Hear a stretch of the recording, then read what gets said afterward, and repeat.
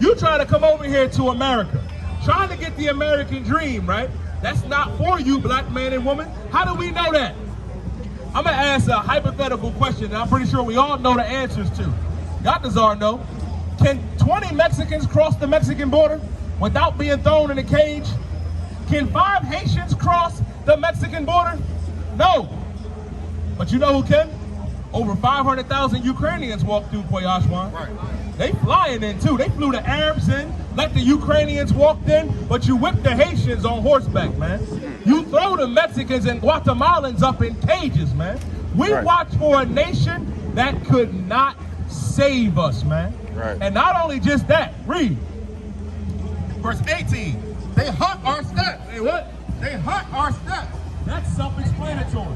They hunt our steps. Let me break down they hunt our steps down in a very plain way.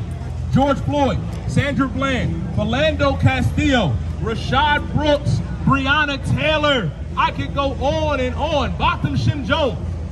They hunt our steps. You can't be black or Latino and walking around. The oppressor is hunting our steps, Aisha. Hell, Botham Shem Jones and Sandra Bland were in the crib, eating ice cream, chilling. And the oppressor came in and unalived them, man. That's why we have to understand this. We watching for a nation that cannot save us.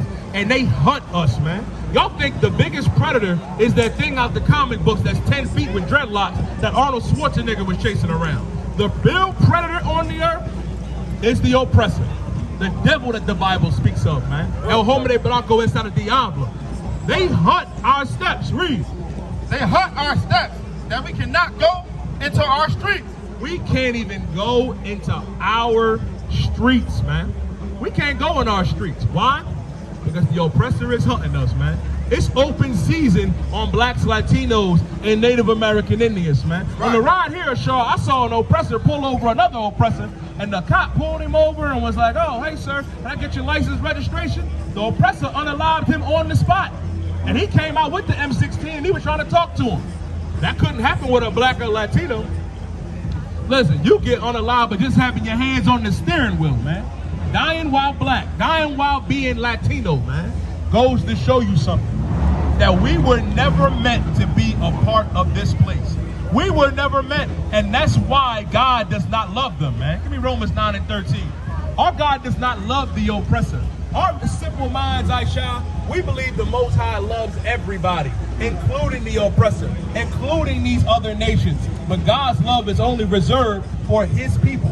Who is his people? Blacks, Latinos, and Native American Indians. Right. You are not on that 12 tribes chart. God does not love you, and I can show it in the Bible. Right. Why would God love you? Why would God love the man that came over and unalived the Mexican, unalived the Native American Indian, unalived the black man and woman, enslaved everybody, abuses everybody like it's their 9 to 5, a 24-hour job for everyone? Why would God love you? How arrogant can you be? Does God not love the oppressed? He does. But God does not love the oppressor. Read Romans 9 and 13. Romans chapter 9 and verse 13. As it is written, Jacob have I loved. God said that he loved Jacob. Jacob's name was later changed to Israel, man. Yasha Allah in the Hebrew. Our God said that he loved who? Jacob have I loved, but Esau have I hated. But Esau have I hated. You know who Esau is? Esau is the so-called white man, the oppressor, the devil that the Bible speaks of. That is Esau. When Esau was born, he was born red and hairy all over. I'm looking at you right now. Adawam in the Hebrew, which means a red dog. That's who God hates. But God loves that black man. God loves that Latino man and First Nation man and woman. And guess what? Esau has a punishment that is coming to him for what he has done to God's chosen people, man. Give me Ezekiel 35 and 5. I'm going to show you what punishment is coming to the oppressor. You unalive the North American Indian. You unalive the Mexican man and woman and Guatemalan man, every woman, every day. You oppress black people every single day of your life. And guess what? God has something in store for you. Oh yeah, read what you got. Ezekiel chapter 35 and verse 5. Because thou hast had a perpetual hatred has shed the blood of the children of Israel. He shed the blood of who? Of the children of Israel. And he has shed the blood of the children of Israel. You wanted to say something, Sean? Give that man, give that priest a powerful hand. Because what he's saying is very important. Because we're across the street from NYU, New York University, one of the top schools in the country, one of the top schools in the city. But why don't NYU teach us the real history of America? Why doesn't NYU teach that white people murdered, unalived, raped, pillaged the Native American land that you're walking on right now? Why is it that white people can walk through Washington Square Park so happy and joyful and carefree and not think about the bones of Negro slaves buried underneath you? Why not think about the Native American bones that you walk over right here to get a good selfie for your Instagram? Why doesn't NYU teach all of you white people, you Asians, you Arabs, you East Indians, all of the destruction that America has brought upon Negroes and Native Americans? Why don't you ask your college professor that? I can answer that, Star. Give that priest a powerful hand. You want to know why they won't do that? Because they eliminated something. They eliminated critical race theory. Why do you think the white man does not want his history taught in school? Right. Why don't you think the white man wants to be taught that he came in and raped the Native American Indians? Right. You raped the Mexicans. Right. You abuse blacks and Latinos and Native American Indians each and every day. Right. I'm from Philadelphia, New York. In 1985, they dropped bombs on the West Philly block of Osage Avenue. Right. In West Philly, where I'm from, they dropped bombs on black and Latino men, women, and babies. You know why that's not taught in school? Because the white man is the devil that the Bible says. Damn right. Like Ashar Kapan was saying, you're not going to teach critical race theory. And there's another side to critical race theory, too. I'm going to tell you the other side to it. You got white people that look at what happened to us and frown and say that was wrong. But then you got another white boy that gets inspired. I saw what you did to our Haitian brothers and sisters at the Rio Grande River. Right. Some little oppressor boys of Sharga Pond went out there and was playing John Wayne, got on horseback to whip our Haitian brothers and sisters who are the tribe of Levi, God's chosen people. And nobody came out to help them, Salakia. The only ones that came out to help them was the Israelite School of Universal Practical Knowledge, man.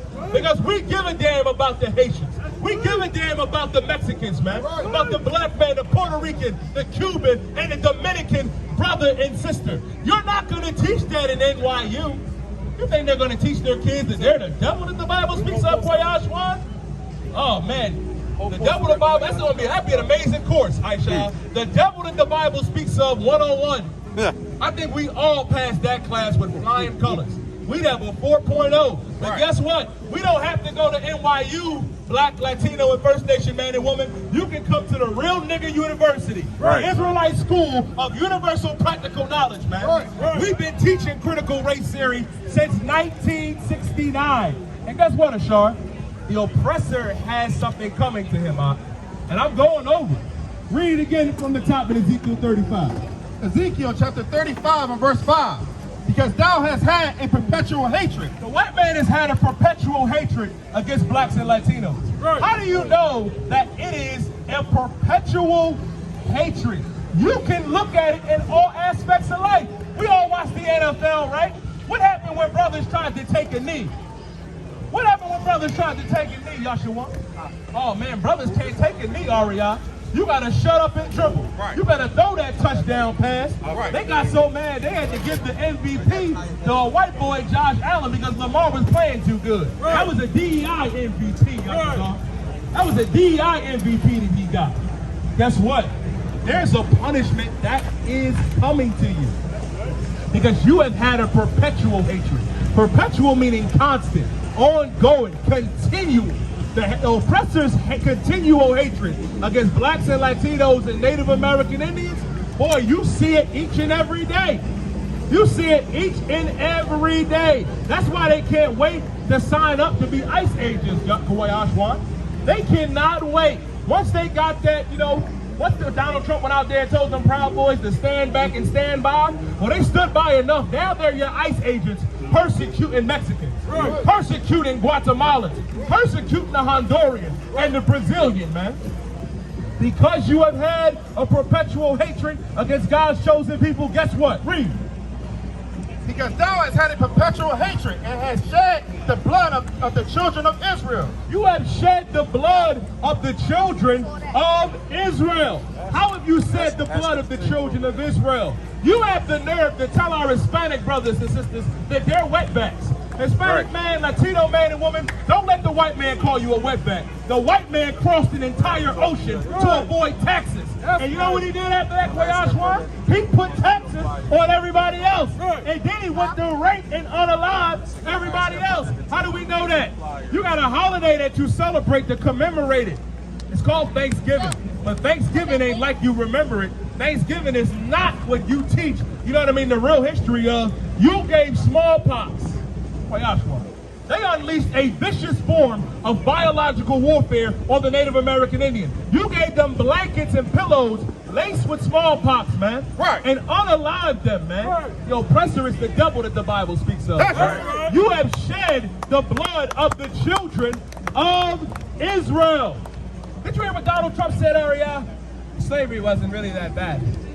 I don't know why the colors and the Negroes, I don't know why they get so up in arms. We got to shut the Smithsonian down.